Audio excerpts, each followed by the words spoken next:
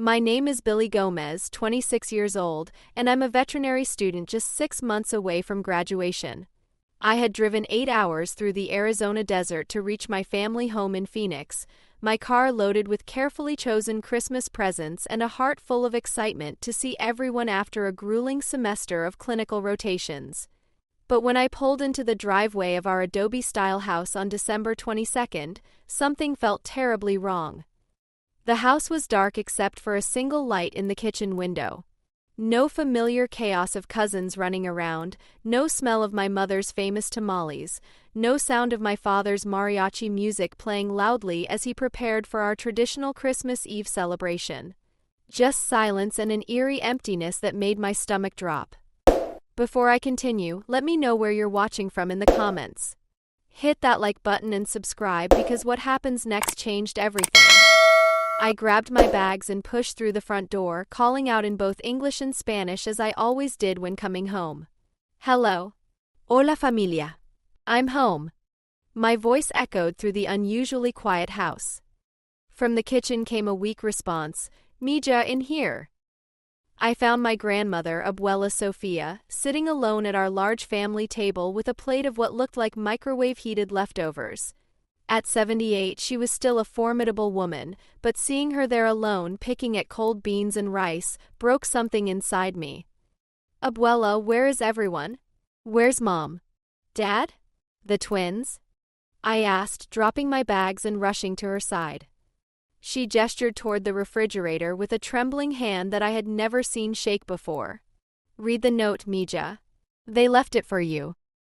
Stuck under a magnet shaped like the Virgin of Guadalupe was a hastily scrawled piece of paper in my mother's handwriting. Billie, honey, amazing last-minute opportunity came up. Won a contest for an all-expenses-paid trip to Cabo San Lucas. The whole family is here celebrating Christmas on the beach.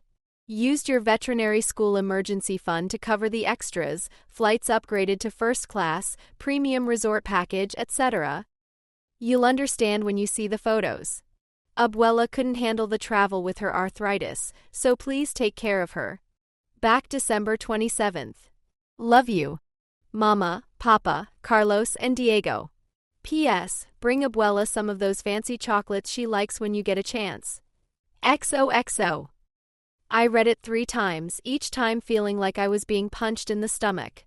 The emergency fund they were referring to was my $15,000 veterinary school loan that had just been deposited into my account, money I desperately needed for my final semester's tuition, board exams, and living expenses during my unpaid clinical rotations. They took my school money? I whispered, sinking into the chair next to Abuela. See, Mija, she said quietly, her weathered hand reaching for mine. They left yesterday morning. Very excited, very rushed. Your mother said you would understand because family comes first. My phone buzzed with notifications. Social media alerts. With numb fingers, I opened Instagram to find post after post from my family's vacation. There was my mother, Carmen, posing with a margarita on a pristine beach. My father, Roberto, grinning widely in a fishing boat with some massive catch. My twin brothers, Carlos and Diego, parasailing over turquoise water. Each post had dozens of likes and comments about how blessed and grateful they were. But I noticed something that made my blood run cold. The posts showed they had been there for 3 days already, not 1. They had lied about when they left. Abuela, I said slowly, when exactly did they leave? Her eyes, still sharp despite her age, met mine with a look that confirmed my worst fears. Tuesday morning, Mija. Right after your mother got the call about your school money being available. Tuesday. 3 days ago. Which meant they had planned this trip for at least a week, had access to my account information somehow, and had deliberately waited until after I'd confirmed my spring semester registration to disappear with my funds. I felt physically sick. My hands were shaking as I scrolled through more photos. Premium resort rooms that cost $500 a night. First-class flight selfies. Shopping sprees in high-end boutiques. Deep-sea fishing excursions. Spa treatments. Every luxury imaginable, all funded by money I had borrowed specifically for my final semester of veterinary school. How did they even access my account? I asked aloud, more to myself than to Abuela. Your mother said something about being an authorized user still, Abuela replied carefully. From when you first started college and needed her signature for the student loans. The realization hit me like a truck. When I was 18 and starting my undergraduate degree, my parents had insisted on being co-signers and authorized users on my student loan accounts for emergencies. I had been so focused on my studies over the years that I'd never bothered to remove their access, especially since they'd never used it before. But this wasn't the first time my family had taken advantage of me financially. The pattern had been building for years, and I had been too blind or too willing to excuse it as family loyalty to see it clearly. When I was 22 and working 2 jobs to save for veterinary school applications, my father had borrowed $3,000 from my savings account without asking. He claimed it was for emergency home repairs, but I later discovered through my mother that it had gone toward a weekend gambling trip to Las Vegas with his friends. The money was never repaid, and when I confronted him, he'd accused me of being selfish and forgetting where I came from. The next year, my twin brothers had convinced me to co-sign a car loan for them, promising they would make all the payments. Within 6 months, they defaulted, and I spent the next 2 years paying off their debt while they drove around in a car they had eventually sold for drug money, a detail I only learned much later. My mother had her own way of manipulating my finances. She would call crying about utility bills or medical expenses, and I would transfer money immediately, only to see social media posts later showing expensive dinners out or new designer handbags. When I questioned these discrepancies, she would guilt me about being heartless and remind me of all the sacrifices she had made raising me. Each time I had forgiven them. Each time I had made excuses. They're struggling financially. Family takes care of family. They would do the same for me. But looking at their luxury vacation photos while I sat with my elderly grandmother who had been abandoned and needed care, I finally saw the pattern for what it really was: systematic financial abuse. Abuela, I said, my voice steadier than I felt, did they leave you any money for food? Medicine? Anything? She shook her head sadly. They said you would take care of everything when you arrived. Your mother left $20 on the counter for emergencies. $20. To care for an elderly diabetic woman for 5 days during Christmas week when most stores would be closed and medical care would be limited. I walked to the refrigerator and opened it to find it nearly empty. Some expired milk, a few eggs, leftover takeout containers that smelled questionable. The freezer held a bag of frozen peas and some ice. The pantry wasn't much better: a few cans of beans, some stale crackers, and a box of tea. When did you last eat a proper meal? I asked gently. I had some soup yesterday, she said, but I could tell she was downplaying her situation to avoid worrying me further. My phone rang. My mother's contact photo, a selfie of her blowing kisses at the camera, filled the screen. For a moment I considered declining the call, but I needed answers. Billie. Mia. Did you make it home safely? Her voice was bright and cheerful, with mariachi music and laughter in the background. Mom, what the hell did you do? I asked, surprised by the directness of my own words. What do you mean, honey? We left you a note explaining everything. This opportunity was too good to pass up. The resort is incredible, and your father caught a £1 marlin today. Wait until you see the photos. You stole my veterinary school money, I said flatly.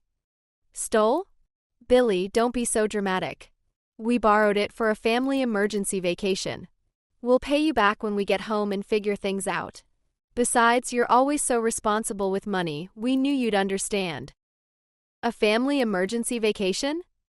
I repeated, incredulous. You left Abuela alone with $20 and no food. She's diabetic, Mom. What if she'd had a medical emergency?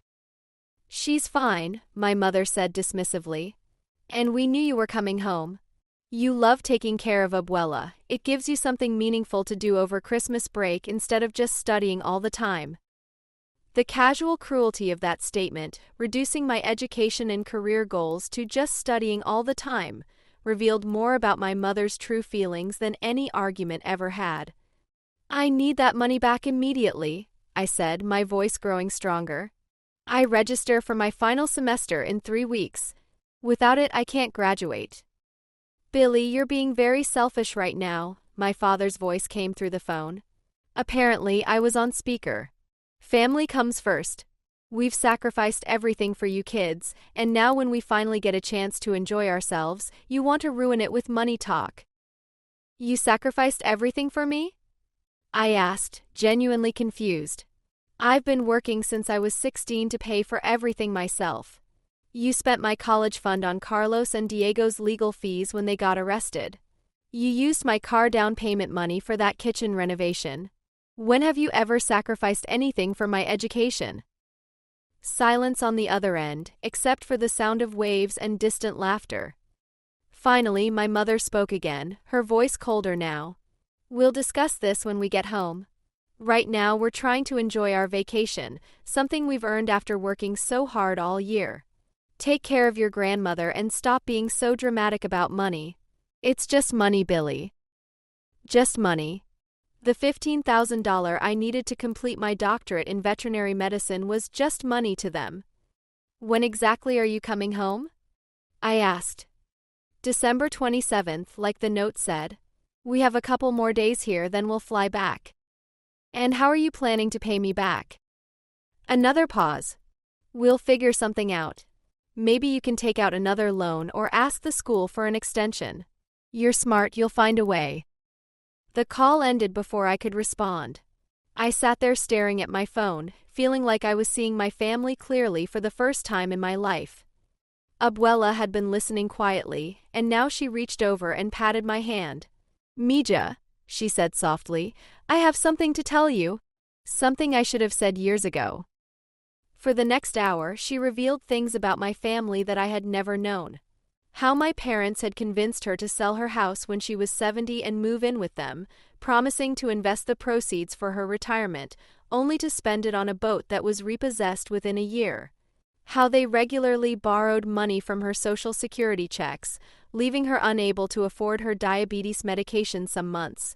How they had sold jewelry that had belonged to her mother, my great-grandmother, without telling her, claiming it had been lost. Why didn't you ever tell me? I asked, horrified. The same reason you never told anyone about what they were doing to you, she said sadly. Shame. Love. Hope that things would change. And fear of breaking up the family. But this isn't love, I said, the words feeling strange in my mouth. This is abuse. Sí, mija. Financial abuse. And it will continue until someone says no more.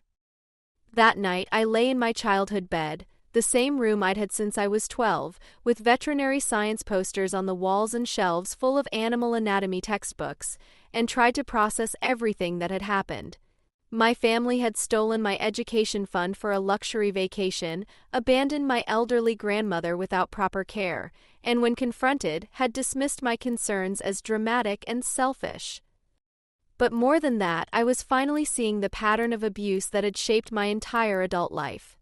Every major financial goal I'd achieved had been undermined by my family's sense of entitlement to my money. Every boundary I tried to set had been met with guilt, manipulation, and accusations of being heartless or forgetting my roots. As I listened to Abuela's labored breathing from the next room, her arthritis was acting up badly, probably from stress and poor nutrition, I made a decision that would change everything. I was done being their ATM. I was done sacrificing my future for their immediate gratification. I was done enabling their irresponsible behavior by cleaning up their messes and making excuses for them. But I also knew that confronting them directly hadn't worked. They were skilled manipulators who could twist any conversation to make me feel guilty for standing up for myself. If I wanted things to change, I needed a different approach. I needed a plan. The next morning, I woke early and made Abuela a proper breakfast with groceries I'd picked up from a 24-hour store. As we ate together, I outlined my strategy. Abuela, I want to ask you something important. Are you tired of being treated this way? She looked at me with those sharp eyes that had seen 78 years of life. Sí, mija. Very tired. Then help me change things. Not just for me, but for both of us. Over the next 2 days, while my family posted photos of sunset dinners and jet ski adventures, Abuela and I prepared for their return.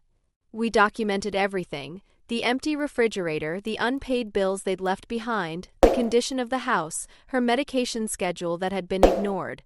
I researched the legal implications of unauthorized use of student loan funds and contacted my veterinary school's financial aid office to report the situation. Most importantly, I called my Uncle Miguel, my father's older brother who lived in Tucson. Miguel had always been the responsible one in the family, working as an accountant and maintaining a stable life despite coming from the same chaotic household as my father.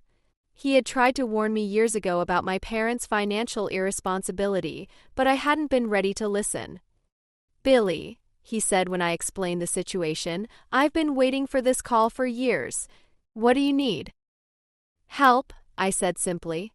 "Help to make this stop." Miguel arrived the next day with his wife, Elena, and their teenage daughter, Maria. He brought legal documents, financial advice, and most importantly, moral support. As an accountant, he understood exactly how serious the misuse of student loan funds could be, both for me and for my parents.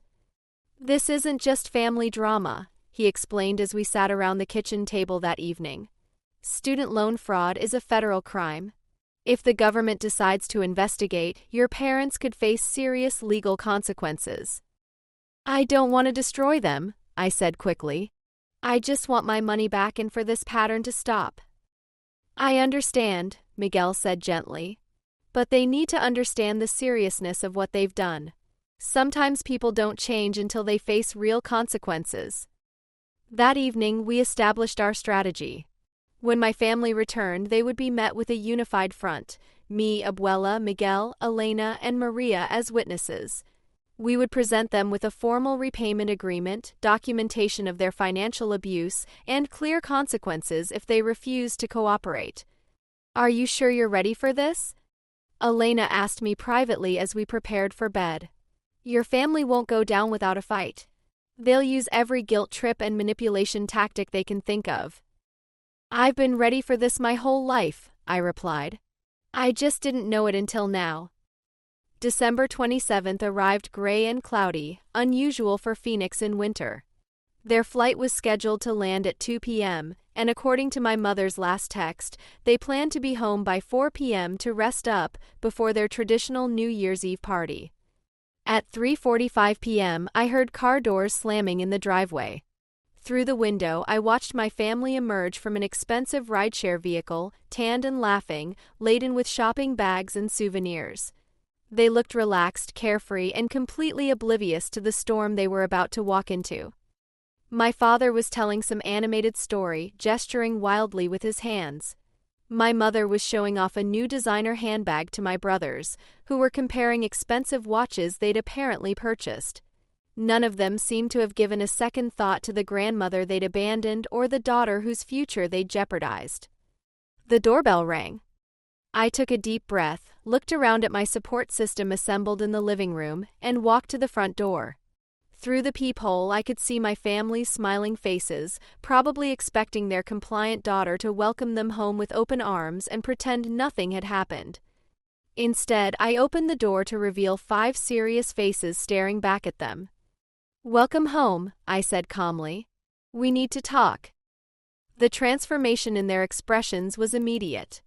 My father's jovial demeanor vanished, replaced by the defensive anger I knew so well.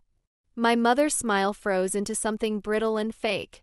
Carlos and Diego shuffled uncomfortably, suddenly very interested in their luggage. "What's all this?"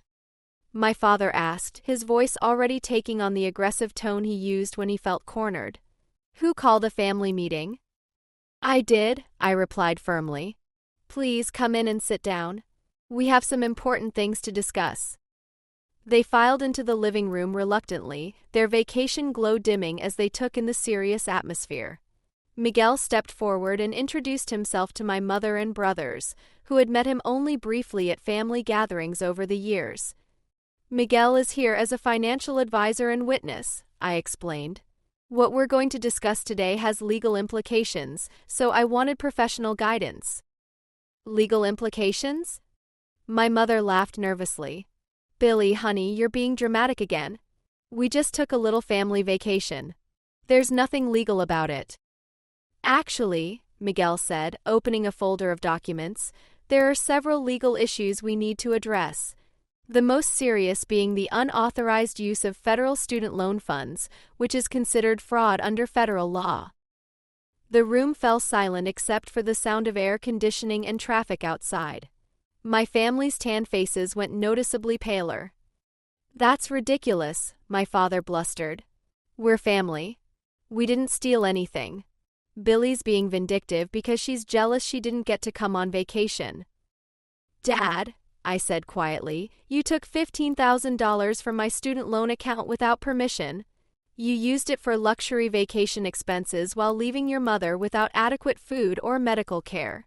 In what universe is that acceptable? We left money for groceries, my mother protested weakly.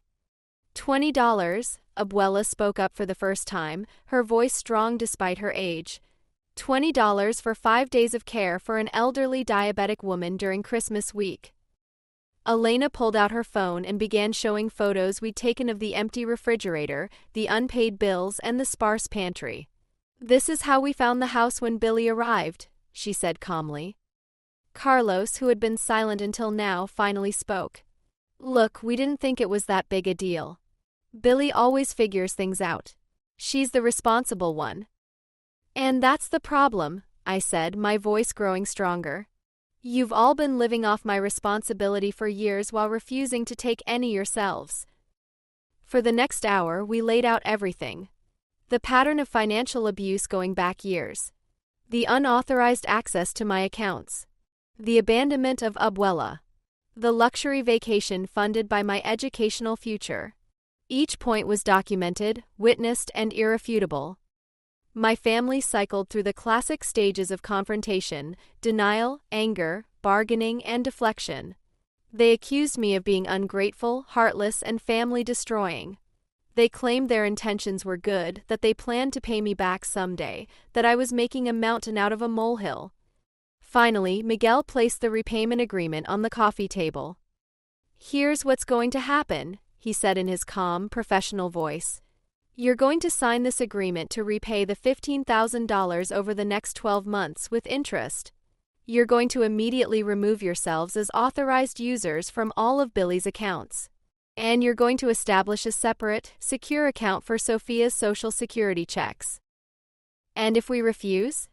My father asked, his jaw set stubbornly. Then Billie will file reports with both the Federal Student Loan Agency and local police for theft, Miguel replied matter-of-factly. She'll also be forced to report this to her veterinary school, which could trigger a federal investigation into student loan fraud. The silence stretched on for several minutes. I could see my family's minds racing, trying to find another angle, another manipulation, another way to avoid accountability. Finally, my mother broke. We can't pay back $15,000, she said, tears starting to form. We don't have that kind of money. Then you shouldn't have spent it, I said simply. But the vacation was already paid for, Diego protested. It would have been wasteful not to go. You paid for a vacation with stolen money, Elena pointed out. That doesn't make the vacation legitimate. The conversation continued for another hour, with my family trying every manipulation tactic they could think of. They appealed to my emotions, my sense of family loyalty, my guilt, my love for them.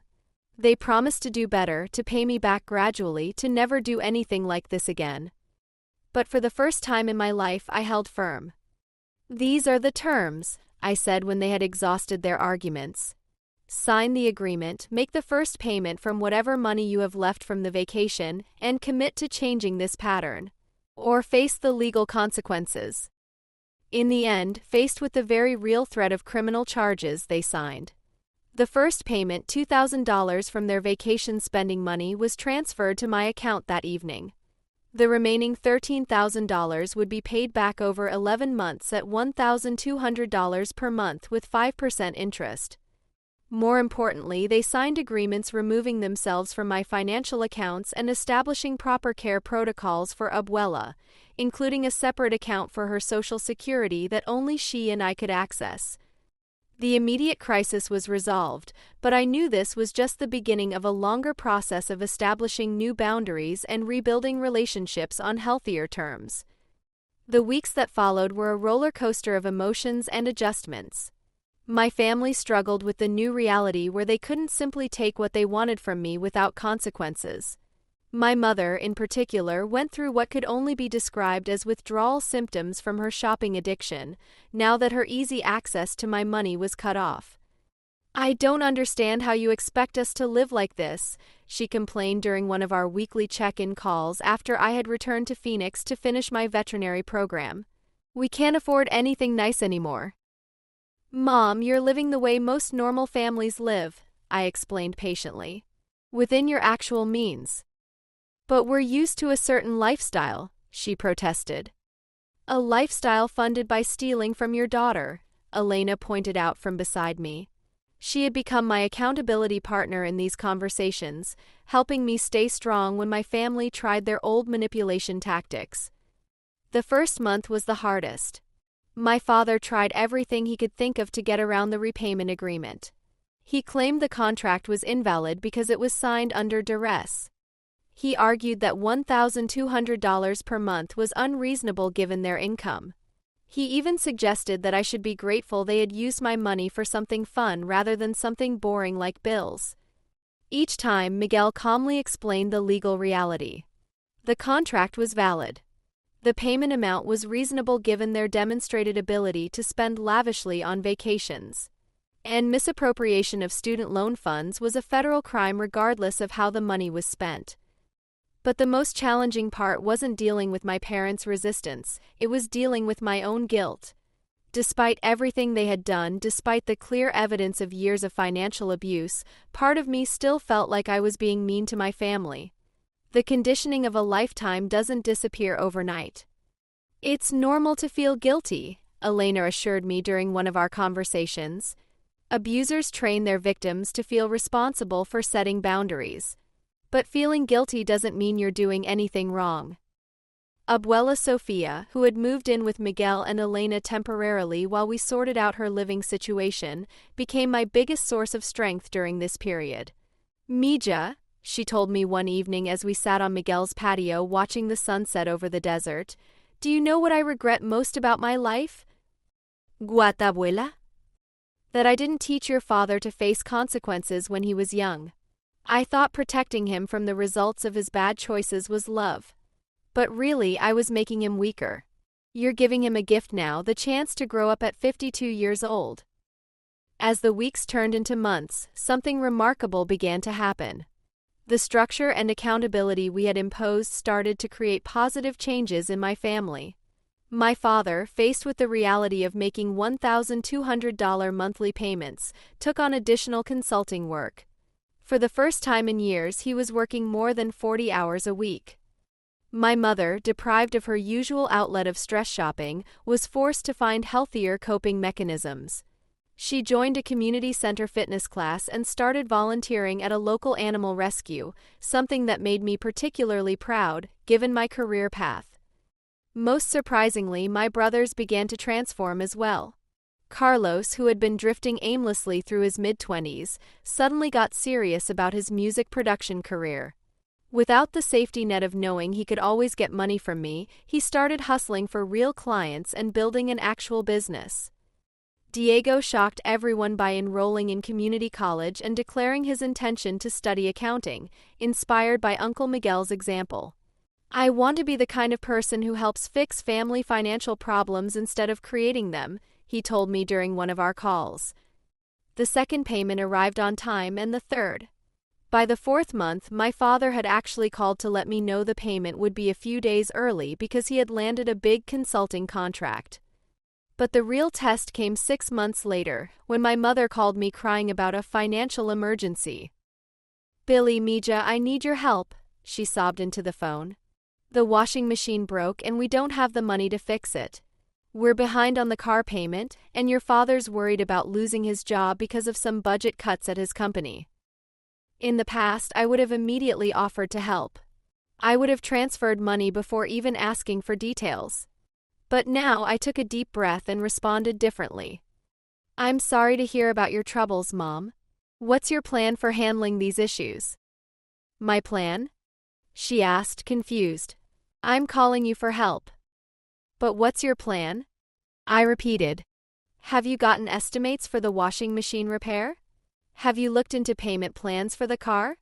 Has Dad actually been told his job is in danger, or is he just worried about rumors? There was a long pause. I don't know. I just thought you would help us figure it out. I'm happy to help you figure it out, I said carefully. But I'm not going to solve it for you financially. Let's talk through your options. It took 2 hours, but by the end of the call, my mother had a concrete plan. She would get 3 estimates for the washing machine repair. They would call the car loan company to discuss payment options. My father would speak directly with his supervisor about the job security rumors instead of relying on office gossip. Most importantly, they would handle their problems like adults instead of immediately running to their daughter for a financial bailout. 2 weeks later, my mother called back with an update. The washing machine had needed only a $75 part, which my father had learned to install himself by watching YouTube videos. The car payment issue had been resolved with a simple phone call to adjust the due date. And my father's job was secure. The budget cuts had affected a completely different department. I'm proud of you, Mom, I told her, and I meant it. It feels good, she admitted. Scary but good. Like we're actually capable of handling our own problems. That conversation marked a turning point in our relationship. My parents were learning to be adults, and I was learning to be their daughter rather than their parent. The day I graduated from veterinary school, 8 months after that terrible Christmas discovery, my entire family was there to watch me walk across the stage. They had pooled their money to buy me a stethoscope engraved with Dr. Billie Gomez, DVM, and the date of my graduation. After the ceremony, as we celebrated at a modest restaurant that they had chosen based on their actual budget rather than their fantasies, my father pulled me aside. Billie, he said, his voice uncharacteristically serious, I owe you an apology that's bigger than anything I can put into words.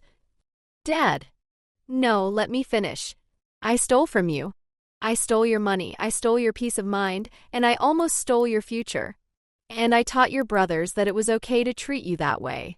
I was supposed to protect you and support your dreams, and instead I put them in danger for a vacation I can barely remember. Tears were streaming down his face now. You saved our family by standing up to us. You saved me from myself. And I'm going to spend the rest of my life making sure you know how grateful I am. We hugged for a long time, and for the first time in years, it felt genuine. That night, as my family sat around Miguel and Elena's living room sharing stories about the graduation ceremony, I realized something profound had shifted. We were still the same people, but we were interacting as equals now instead of in the old dynamic where I was the responsible one and they were the children I had to take care of. Abuela Sofia, who is now permanently living with Miguel and receiving proper medical care for the first time in years, raised her glass of sparkling cider. To my granddaughter, she said, who taught us all that love without boundaries isn't love at all, it's enablement. And to second chances, which are only meaningful when people actually change. To Dr. Billie Gomez, Miguel added, who proved that sometimes the most loving thing you can do for someone is refuse to rescue them from their own choices. As we toasted, I reflected on how much had changed since that terrible Christmas morning when I had walked into an empty house and discovered my family's betrayal. The pain had been necessary, the confrontation had been essential, and the boundaries had saved us all. The financial agreement was completed 2 months ahead of schedule, when my parents used a small inheritance from my grandfather's estate to pay off the remaining balance. But more importantly, the patterns had been broken. My family had learned to function independently, and I had learned that I could love them without sacrificing myself to them. That night, as I lay in my childhood bed for what I knew might be the last time as a permanent resident, I felt something I had never experienced before. complete peace about my relationship with my family.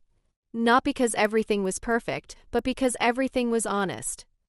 I thought about the journey we had all taken over the past year. It hadn't been easy for any of us. My parents had struggled with learning to live within their means and handle their own problems.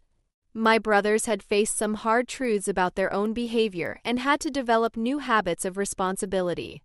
And I had learned to distinguish between love and enabling, between support and rescuing. The transformation hadn't happened overnight. There had been multiple setbacks, moments of doubt, and times when it would have been easier to slip back into our old patterns.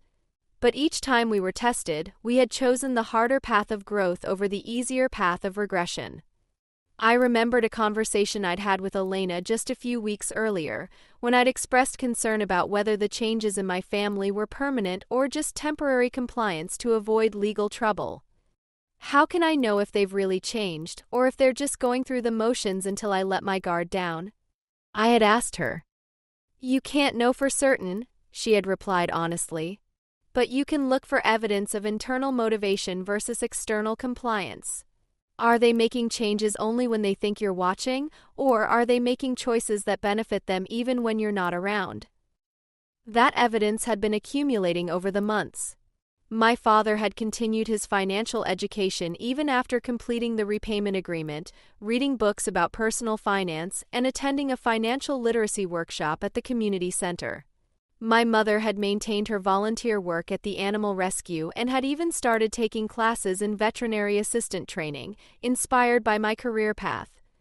Carlos had not only stabilized his music production business but had also started teaching music lessons to local kids to create a more reliable income stream.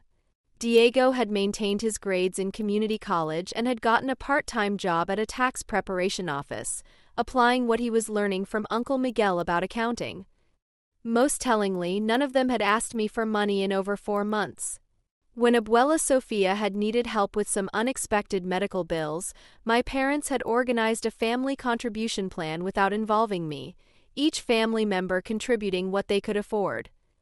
But perhaps the most meaningful change was in how we communicated with each other. We had started having family dinners again. Not elaborate, expensive affairs, but simple, honest gatherings where we talked about our lives, our goals, and our challenges without the undercurrent of financial manipulation that had poisoned our relationships for so long.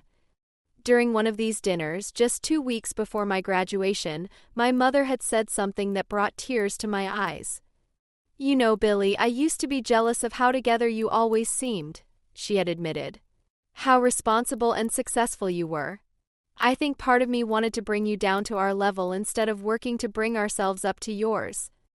Mom, you don't need to be at my level, I had replied. You just need to be at your own level, the best version of yourselves. I know that now, she had said. And I like who I'm becoming so much better than who I was. The road ahead would bring new challenges.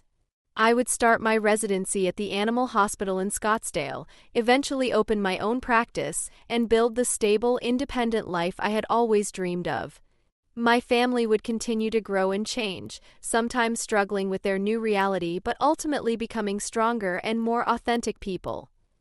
There would probably be times when old patterns would try to reassert themselves. Times when my family would face crises and look to me for help. But now we had a framework for handling those situations in healthy ways. I could offer emotional support, advice, and encouragement without automatically offering financial rescue. They could ask for guidance without expecting me to solve their problems for them. The veterinary practice I would eventually open would specialize in serving low-income families, inspired by my own experience of understanding how financial stress can affect every aspect of life, including the care we're able to provide for our beloved pets. I wanted to create a place where people struggling financially could still get quality medical care for their animals without being judged or turned away. Part of my motivation for this mission came from watching my own family learn to budget and prioritize. During one of our recent family dinners, Diego had mentioned that he was saving up to adopt a rescue dog, but wanted to make sure he could afford proper veterinary care first. I learned from watching Billie that you shouldn't take on responsibilities you can't handle financially, he had said. I want to make sure I can be a good pet parent before I commit to it." That comment had filled me with pride, not because he was praising me, but because he was demonstrating real growth and maturity. My relationship with Uncle Miguel and Elena had also deepened over the past year. They had become like second parents to me, providing the stable, supportive family dynamic I had always craved. Miguel had even offered to help me develop the business plan for my future veterinary practice, using his accounting expertise to ensure I built something financially sustainable. The difference between your generation and your parents' generation, Miguel had told me during one of our planning sessions, is that you understand that good intentions aren't enough. You have to have systems and structures in place to support your goals. Abuela Sofia, now thriving in her new living arrangement with Miguel and Elena, had become my biggest champion and advisor. Despite her age, she had embraced the changes in our family with remarkable grace and wisdom. "Mija," she had told me just the week before, "do you know what makes me proudest about what you did?" "Guata, abuela?" "You didn't destroy the family to save yourself. You saved the family by saving yourself first. That takes real wisdom." Her words had stayed with me because they captured something essential about the whole experience. I hadn't set out to fix my family, I had set out to protect myself. But in the process of establishing healthy boundaries and refusing to enable destructive behavior, I had created the conditions for everyone to grow. As I drifted off to sleep that final night in my childhood room, I felt grateful for the difficult journey we had all taken. The Christmas that had started as the worst betrayal of my life had become the catalyst for the most important growth any of us had ever experienced. The next morning, I would pack up my belongings and move to my new apartment near the animal hospital where I would begin my residency. I would start the next chapter of my life as Dr. Billie Gomez, DVM, with a clear sense of my own worth, healthy boundaries with my family, and the knowledge that love and accountability weren't opposing forces. They were two sides of the same coin. And Abuela Sofia would live to see her 85th birthday surrounded by a family that had learned to love each other without manipulation, take care of each other without enabling, and support each other without sacrificing anyone's dreams for temporary pleasures. A family that had learned the difference between helping and enabling, between love and exploitation, between unity and codependence. That morning, as I loaded my car with everything I owned and prepared to drive toward my new life, my entire family gathered in the driveway to see me off. There were tears, but they were different kinds of tears than the ones we had shed during our confrontation a year earlier. These were tears of pride, love, and hope for the future. "Drive safely, Mija," my mother said, hugging me tightly. "And call us when you get there." "I will," I promised.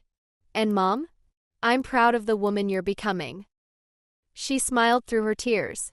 "I'm proud of the woman you've always been."